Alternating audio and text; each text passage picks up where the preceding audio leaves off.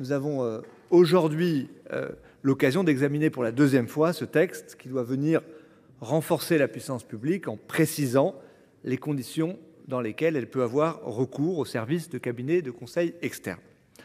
Ma position, vous le savez, est toujours restée constante et cohérente. Est-ce que l'État doit pouvoir faire appel à des compétences dont il ne dispose pas en interne pour l'aider dans ses missions? Oui. Est-ce que l'État doit se renforcer, se réarmer, doit développer ses compétences, doit se doter d'un cadre renforcé sur le recours à ces prestations de conseil externe? Je réponds positivement également à ces questions-là. Cette recherche du cadre le plus efficace possible a guidé les travaux des deux assemblées et je constate que sur certaines dispositions, les échanges préalables, le travail de la commission ont permis, à mon sens, d'arriver à des points d'équilibre satisfaisants. J'y reviendrai. La constance et la cohérence, c'est d'abord l'engagement du gouvernement à mettre en place un cadre renforcé sans attendre l'aboutissement du travail législatif. D'abord, à travers la circulaire du Premier ministre, 19 janvier 2022, elle fixait à la fois des modalités de contrôle interne et un cap sur la diminution des dépenses et le recours de conseil externe. C'était moins 15% dans la circulaire du Premier ministre. Nous avons atteint moins 35% en 2022 et nous avons divisé par 3 les dépenses et le recours aux prestations externes en 2023. Deuxièmement, ces résultats sont désormais plus transparents car ils sont publiés annuellement dans le document budgétaire relatif au recours au conseil externe qui est soumis à la représentation nationale.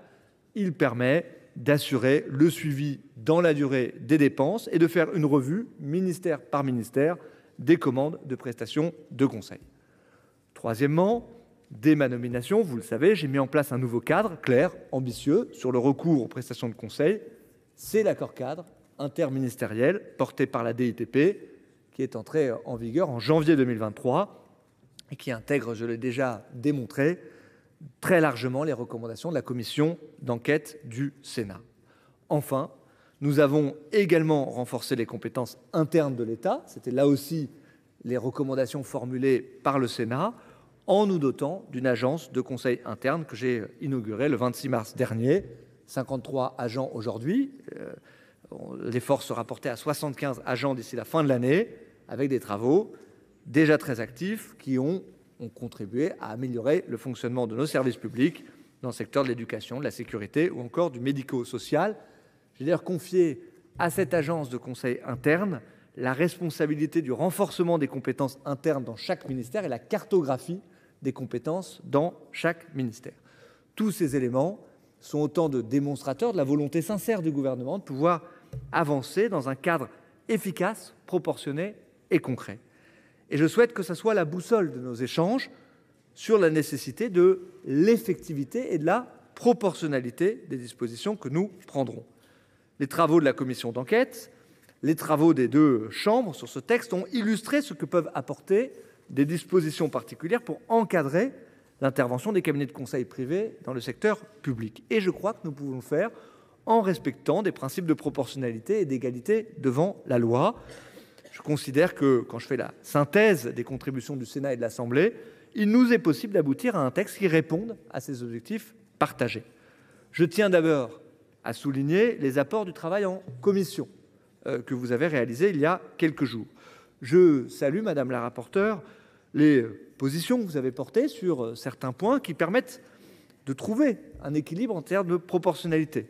Vous avez souhaité, sur le sujet des déclarations HATVP, le recentrer sur les profils d'encadrement et de supervision, et vous avez souhaité également recentrer le périmètre de la loi, s'agissant des prestations numériques, informatiques, sur les prestations qui comportent une part avérée de conseil stratégique. Il me semble là qu'il y a un bon équilibre qui a été trouvé. Ayant salué ces avancées, vous ne serez pas surpris de la constance de mes positions sur un certain nombre de sujets qui demeurent dans le texte et qui reprennent très largement les débats que nous avions eus en première lecture.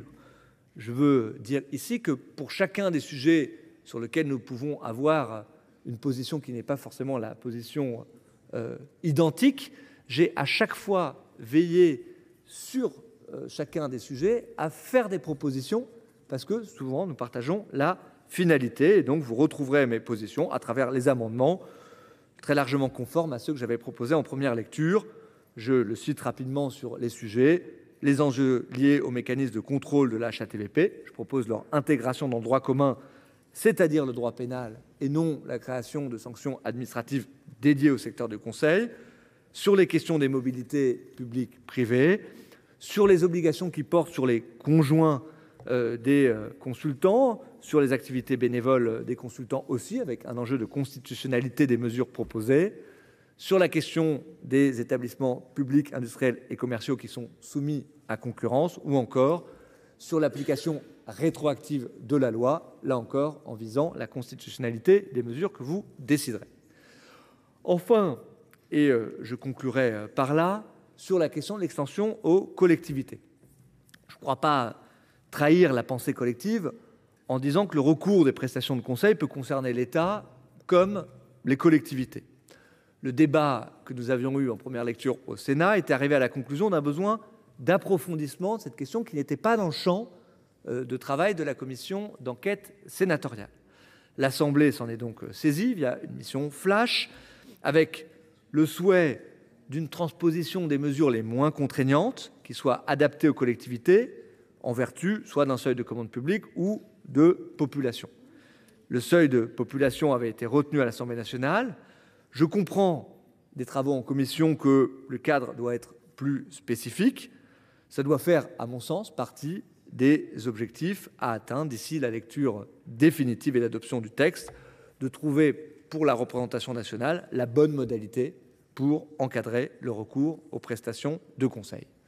Conclusion, nous avançons et je souhaite que les débats du jour et de cet après-midi nous permettent de continuer à avancer concrètement sur ce sujet important.